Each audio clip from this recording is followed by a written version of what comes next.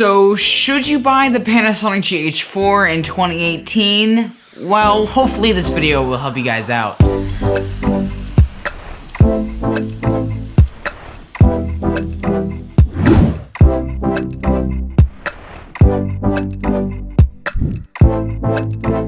So before we get too far into this video, I just want to make it clear that this video that you're watching right now is shot with the Panasonic GH4. And as you can see, this is the kind of image you can get from this camera. I have two lights, which I'm going to go into in a future video, but this is more of an ideal setup. This is not what you're going to get run and gun. So let's just put the GH4 into perspective with a whole bunch of other cameras. The GH4 is not new by any means. I mean, if you think about it, there are tons and tons of new cameras out now. Like, just to name a few, there's the Sony A7S Mark II. There's cameras like the Panasonic GH5, the GH5S, and if you're on more of a budget, even the Panasonic G85. What's up, dog? That was cringy, but let's continue. And just to be clear, Panasonic is not the best brand of cameras. Canon has much better autofocus and color, and I even hear Nikon has even better color than Canon, but I don't know that for sure. Sony is amazing. Their bodies are so small, and they're able to fit a full frame sensor on these little cameras. It's insane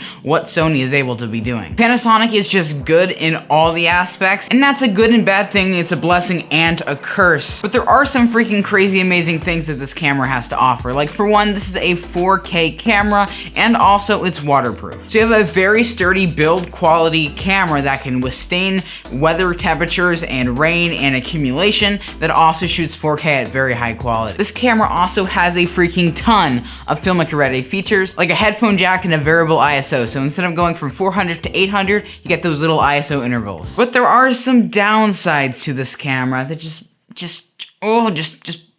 break this guy, and it's really annoying. I wish it didn't have these quirks. For one, this camera is not stabilized, and when this camera was released, that wasn't a common thing to have. But for instance, the new G85 is image stabilized and it is beautiful, but this camera, there's no stabilization. There's no stabilization, and if you don't have any stabilization in your lens, your entire image just looks like this, which isn't a big deal if you're doing tons of tripod shots like I'm using my GH4 on now, but if you're trying to do anything vlog style-ish, I wouldn't recommend this camera. The other thing is that this is a pretty heavy build. Compared to my G85, it's much heavier, much bulkier. The G85 is a much smaller camera. I just feel like the GH4 is kind of big and bulky, and if you're really worried about minimalism and trying to make it, just get as much stuff in as a small form factor as possible, the GH4 is probably not the best bet for you. And here's the big kicker. I think this is the thing that really turns me off about this camera. There is an insane crop factor. With the Micro Four Thirds sensor that this camera is packing,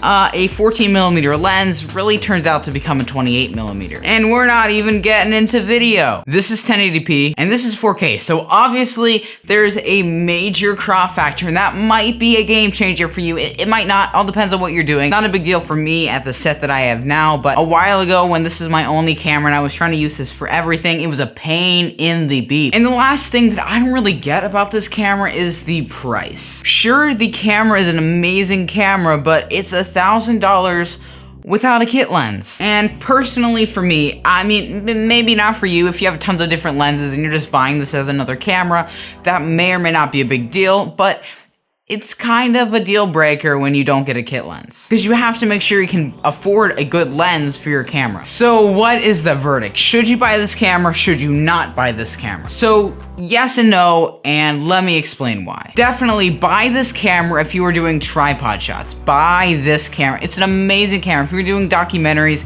and you have your gimbals, because there's no image stabilization, you're gonna need gimbals. If you have all this other equipment and you just want another high quality camera that you can put on a gimbal, because you can't even use the image stabilization from like the G85 on a gimbal because it like messes it something up, I would go ahead, buy this camera. It's a brilliant camera. It's amazing. It shoots amazing high quality 4K footage.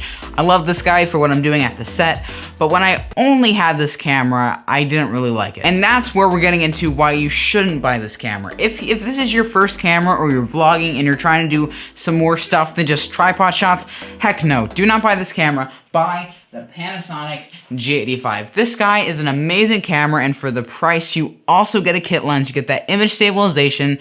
You know, it's a smaller build quality. You know, the 4K pretty much is the same. I'm pretty sure the same sensor on both of these cameras, so you're pretty much going to get the same image on the G85 and the GH4. There's only a few things that the GH4 has over this guy, like the variable ISO, which you can actually add in here, but you have to go through like some super secret settings. But yeah, just wrap up. If you're doing tons of tripod shots, pick up the GH4, but if you're gonna be doing some handheld stuff and this is your first camera, check out the G85. So that's where I'm gonna wrap up this video. Please let me know what you thought about the review style thing. I have one more coming for you guys next week. I'm trying some new stuff, as I said in the live stream that I did the other day. So yeah, just definitely tell me what you think in the comments below. That would be greatly appreciated. If this video helped you out in any given way, please leave a like on the video. What camera do you have? Please also let me know that in the comments below. Also, if you guys are new here, please smash that subscribe button. I know you guys want to. I upload videos just as awesome as this one once or twice a week, so I cannot wait to show you guys all the really awesome content that I have planned. So that's what I'm gonna leave you guys off today. Peace, everyone. See you in the next one.